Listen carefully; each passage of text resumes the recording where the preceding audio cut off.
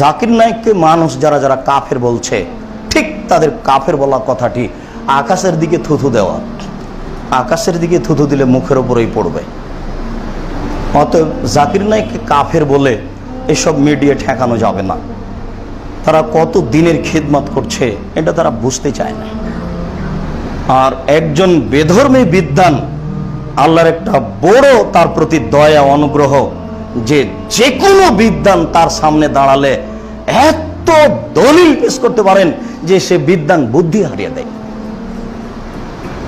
তো এরকম একটা সচেতন মানুষ যার খিদমত আল্লাহ কবুল করেছেন, তার খিদমতকে ঠেকানো মানে এটা একটা বোকামি। বোকামি এটা কিছু নয়। মানুষ মাত্র কোনো জায়গাতে ফতোয়ার সুবিধা অসুবিধা থাকতে পারে। আমরাও টাইকে পছন্দ করি না, উনি বলেন স্যাটেলাইটে আমি যাই, এটা আমি পছন্দ করি এই জন্য যাই। এছাড়া তারা প্রায় সব কথাগুলি একবারে চূড়ান্ত সঠিক শরীয়তের সাথে মিল আছে। আপনারা এইটা মূল্যায়ন করুন।